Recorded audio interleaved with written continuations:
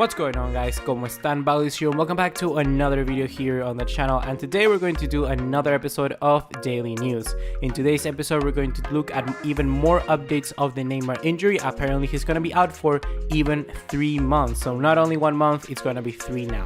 We're also going to take a look at a potential center back leaving Barcelona to join Manchester United because the deal is seeming to be stagnated between the negotiations of the Blaugrana club and their defender.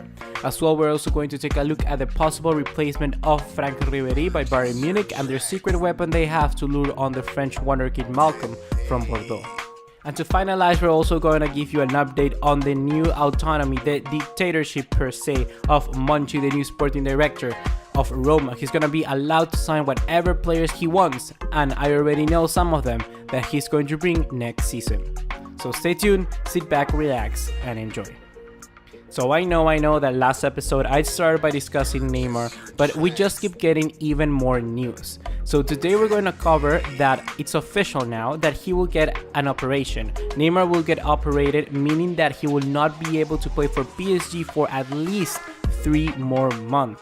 This is quite a huge news for PSG fans out there because definitely he's their better player, but I think they're gonna do more than well even if they beat Real Madrid and go further in the competition. I think they still have enough firepower to compete on all fronts. In the case of Neymar, it seems quite underwhelming this operation because we could say that if he recovered naturally, he perhaps could have gained a little more fitness before the World Cup, but we would never be for sure that the problem would be fixed. Now that he has this operation, he will need a little more time outside in the sidelines, 3 months, but then he will only have at least just 1 month to come back in sharpness and full fitness for the World Cup. That's a huge worry and a huge question mark, because if he doesn't come ready for the World Cup, we could see Brazil chances definitely going downhill.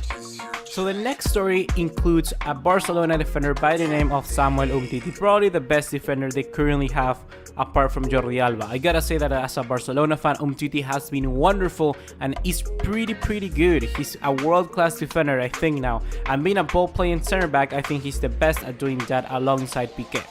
This news, however, may be a kind of bullshit because probably he's not going to move for Manchester United, but it's quite interesting the reason behind it. Umtiti and Barcelona have stagnated the negotiations for his new contract. He wants to earn a little more money and even quite as good money as Coutinho because he thinks he's quite even more pivotal to the Barcelona system than someone like Coutinho.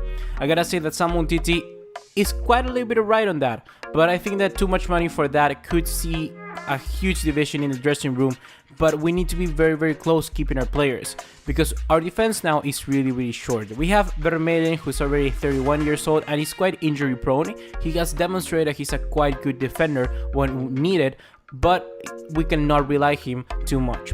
Yerry Mina is also a very young center back, has a bags of potential, very good the only minutes he has played, but Valverde doesn't seem to trust him enough right now because he needs to adapt a little bit more to European football.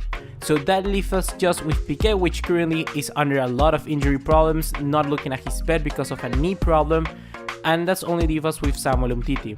So we really need to fix that negotiations as soon as possible because if Umtiti starts thinking about, I don't know, a move somewhere else by the end of the season, we may see a dip on his form because definitely he will be thinking for the future rather than now. And if Barcelona get to progress through Chelsea and also in the league, we may need Umtiti to be focused on what we need is the best, and that will be the present and the games coming week after week, not thinking about whether he will join City or United in the future. Moving on to another transfer news, but this one is quite more reliable, reported by Sky Germany as well as Sports Bild, 2 very reliable sources in Germany, my friend from there tells me, and I gotta say that this looks very promising. Apparently Malcolm, the Brazilian wonderkid, I already talked about him many weeks ago. He's a really good player, however he's dipped his form just a little bit right now, but he's still a quite good talent. Bayern Munich are looking into this player and they want to bring him as soon as possible and wrap up the deal as soon as they can. So they have a secret weapon to achieve this because we've seen previously that he was linked to Arsenal and also to Spurs, but why would he be going to Bayern Munich instead of somebody like the Premier League? I gotta say that in this chance Bayern Munich has got this huge advantage, and it is that Willy Sagnol, who was the interim manager between Jupp Heynckes and Carlo Ancelotti at Bayern Munich and also was an ex-Bayern Munich player, he was also a manager at Bordeaux between the 2014 and 2016. Those 2 seasons he was a manager there. So he has gotten to know Malcolm and definitely is a very good influence for him, also being French and understanding the new transition between a French league going to the German league. I think that this has quite a bit of spice into it, because if Malcolm goes to Bayern Munich, he will be a perfect replacement to somebody like Franck Ribéry. He has a very similar playing style and can play either for the left or for the right.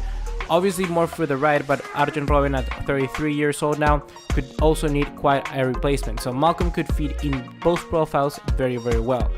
I think that this signing could have been really done by the end of the season, even before the summer transfer window. I think that it will be quite good to see if probably Bayern Munich can get their hands on this player, because he's a really good talent and could definitely fit their system. So to finalize this episode, guys, I got something very interesting, something that I really like to see. Apparently both Sky Sports Italia as well as Calcio de Mercato has said that Monchi, the sport director from Roma, who was really a huge success at Sevilla, has been given complete autonomy of the transfers for this new season. Apparently Monchi is looking into bringing even 5 players for next season, and those players will include people such as Simeone Verdi, Brian Cristante, Lucas Torreira, Marquinhos, and also Maran Fellaini. Marquinhos I'm not too sure because they don't specify on which Marquinhos, if it's the one from PSG, and there's one also in the Portuguese league. I'm not too sure he's going to bring, but probably Marquinhos from PSG, because the other Marquinhos is like 30 years old and I don't see Monchi really looking into old players really. So this is a huge news, because if this means that both Eusebio Di Francesco and also the president of Roma have given Monchi complete liberty of whatever he wants to do with the club, he can make himself a very decent squad and try to bring in different players to create this huge project for Roma. Especially if Roma cannot get into the Champions League, for instance, they will have a little bit more time to build this huge squad and hopefully challenge for the league in the next 2 seasons. I think Monchi is probably one of the best people looking at transfers. He's a huge inspiration really. Whenever I do something, I like to think like him. So good for Monchi now, because he has given probably a huge step in the right direction, because this Roma project, I'm telling you, will be successful in the future if he signed these players. Cristante, oh my god, amazing. Simeone Verdi is a huge wonderkid. Marquinhos will be an amazing center back for Roma if they even can get him. Lucas Torreira, so good. So they have so many good talents up there, and if Roma can get this, I'm telling you, Roma will be up there in the Serie A someday in probably the next 2 seasons. So as you have already probably seen, the question of the day was, do you prefer to sign younger players with bags of potential, or do you prefer to sign experienced players with a lot already of game time? I'm gonna say that I prefer to go the more younger side. I think that players with a lot of potential can really promise something and can give you more financially and give you better performances in the long run. So I definitely like to go that route. That's gonna be everything for today, guys. Just like always, remember to drop us a like, leave us a subscribe, turn on the bell notification icon, and follow us on all other social media to keep up to date. Make sure to make this channel a part of your daily routine. I've been your host for the day. See you in the next one. Take care. Ciao.